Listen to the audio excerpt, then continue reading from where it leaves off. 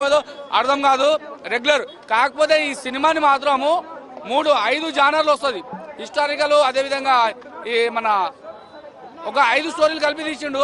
మామూలుగా మారుదైనా ఒక చిన్నగా తీద్దాం అనుకుంటు ఈ సినిమాని.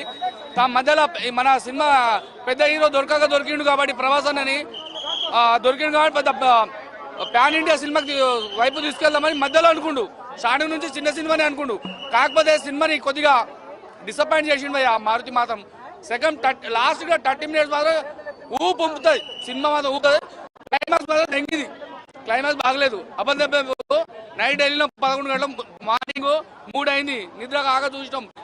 సినిమా మనం ఇక్కడ రొమాన్స్ అంటే రొమాన్స్ ఎత్తుకోవాలా, కామెడీ అంటే కామెడీ ఎత్తుకోవాలి. ఎందుకోసం ఆ పాటలు బాగలేవు. 3 హీరోయిన్లు పెట్టిండు. ఒక్కడి కాదు, 3 వాళ్ళ పేరు తెలియదు. అందంగా బాగానే ఉన్నారు కానీ ఎందుకున్నారో ఎందుకోసారో నాకైతే అర్థం కాలే. మొత్తం మీద ప్రభాస్ అన్న ఒక వైడ్లో మొత్తం వైడ్ షాట్లు ఉంటాయి, కొన్ని వైడ్లు క్లోజ్ల దగ్గరనే అసలైన ప్రభాస్ వస్తాడు. వైడ్ షాట్ల దగ్గర మొత్తం డూబ్గాలు ఉండరు. నిజం భయ్, నేను చూసిన.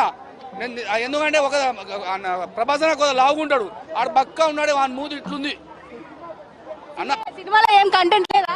నాకైతే ప్రభాస్ అన్న కోసం వెళ్ళినా. ప్రభాస్ అన్న యాక్టింగ్, క్లోజ్ యాక్టింగ్ వస్తుంది. క్లోజ్ లో పెడతాడు కెమెరా, యాక్టింగ్ మాత్రం చింపి పడతాడు ప్రభాస్ అన్న. మిగతా డూబ్ గాడు కొద్దిగా నేర్పించి తీస్తే బాగుండు ఆ డూబ్ ప్రభాస్ ని. కాకపోతే ప్రభాస్ అన్న ఎక్కువ కష్టపడ్డాడు. కాకపోతే ఈ మారుతి ఆ విల్లా నెంబర్ గచ్చిపోలేదు అన్నాడు. నేను పవన్ కళ్యాణ్ అభిమానిగా చెప్పినా. నాకైతే ఇష్టము, మంచి వ్యక్తి, అందరికి భోజనం పెడతారు. సినిమాని మాత్రం మారుతి దెంగబెట్టిండు సినిమా. ఇదే ఓకే ఓకే ఓకే.